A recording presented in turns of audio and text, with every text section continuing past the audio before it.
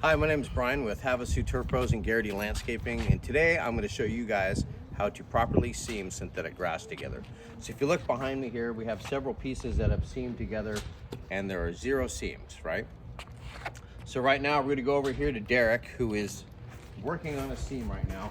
The most important part about your seams is not the gluing of the seam, but making sure you do not see the seam prior to gluing.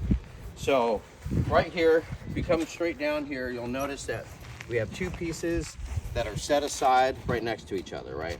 When we put them together, you should not see the seam, making sure all the blades of grass are looking good. And this is how easy it is, right? You don't see it, so it's ready to glue here.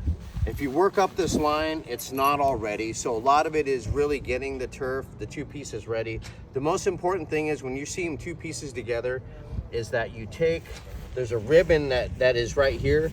You need to cut about 4 rows past the ribbon and get some good meat in the turf on both pieces. So that way when you lay it together and you put it down, it's completely gone, okay? And then there's 2 different ways of gluing it. We use the Cool Glide system, which is this microwave machine over here, right? Or you can just use seam tape and wet glue. Seam tape and wet glue is the fastest way to do it, but you have to be really careful not to get any glue on the blades of grass.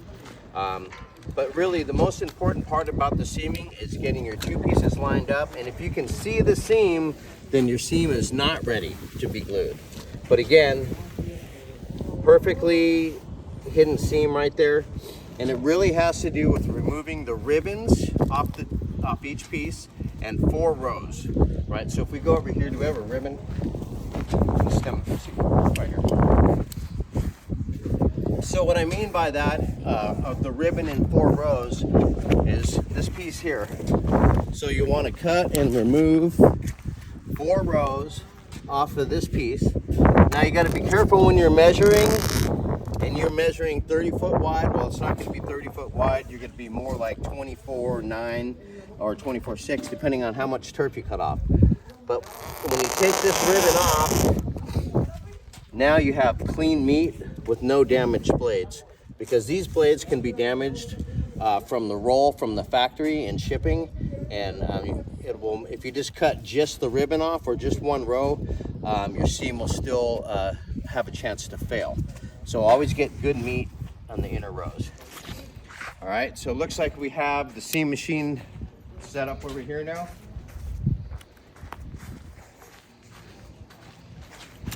We don't use any S seam tools or nothing. This is just a straight seam, the easiest and most efficient way to seam synthetic grass.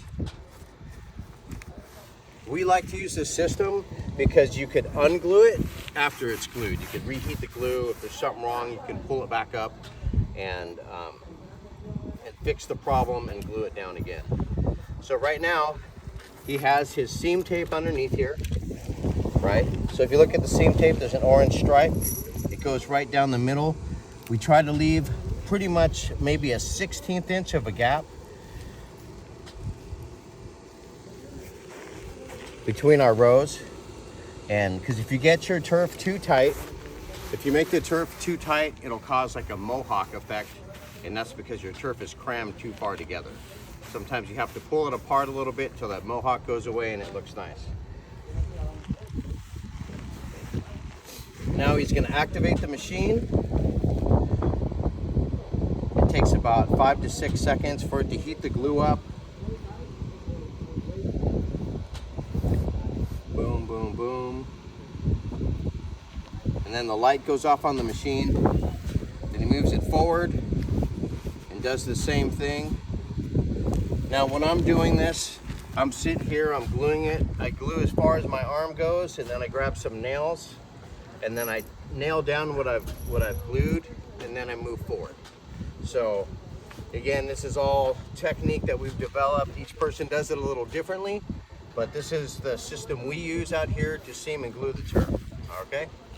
If you have any questions, feel free to email us at sales@havasuturfpros.com or call your sales associate. Thank you.